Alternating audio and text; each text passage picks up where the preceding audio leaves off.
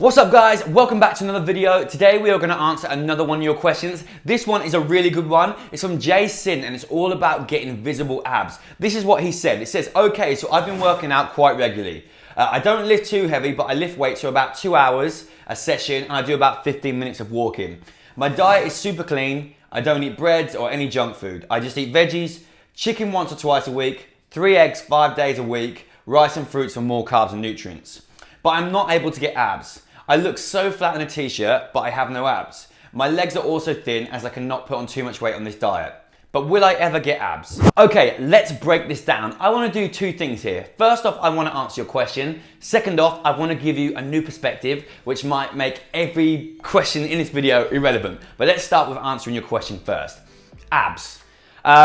Obviously we have to have low body fat to have abs visible, but genetically we are all very different. Someone like myself, I have quite prominent kind of blocky abs. So even when my body fat is higher than what it would normally be, I still have visible abs. For other people, they have to get very lean for theirs to show, and sometimes you still don't see the big visible blocky abs. It might be 6 to see, there might be 4 to see, it all depends on the person. So for some people, they have to work a lot harder at building out what we call the rectus abdomini, these muscles here that build up your six pack. So for yourself, you might have to start adding in some more weighted crunches, some leg raises, all that kind of stuff is actually gonna build out the blocks of the abs. The way I look at it is like, I see people in the gym, they spend hours doing crunches, and crunches have very little resistance to them. So you can do plenty without fatiguing. You wouldn't go in the gym, or very rarely would you go in there and just do thousands of air squats with the goal to build big legs. You'd squat with heavy weight. Your abs are no different. They are a muscle. They only really know to contract and to release. So do your crunches or ab variations with some resistance in there. That's really gonna start making those abs work and ultimately have to grow to become stronger.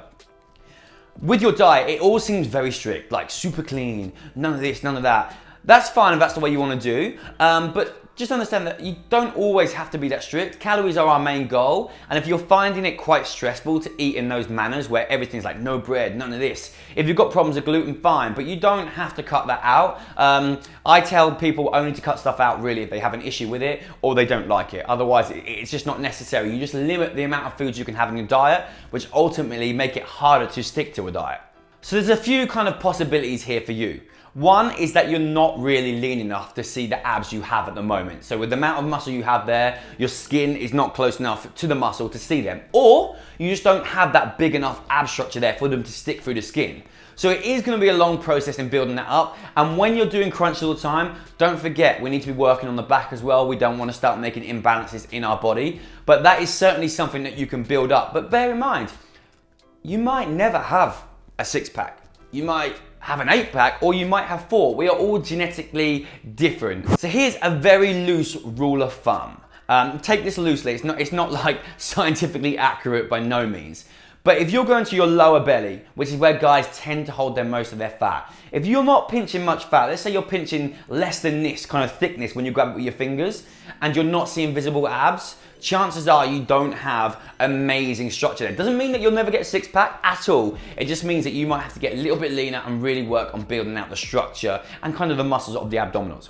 Okay, now let me give you a different perspective. We tend to all want what we don't have. I have good ab genetics. I have a relatively wide back. I have small arms, I have small calves. My extremities are not very good at building muscle. You yourself might have massive arms, you might have great calves, but you lack in the ab area. Very few people have the full package without a lot of hard work. And by human nature, we all want what we don't have. But abs, they're great. It's a great goal to have. It's a really cool thing to aim for.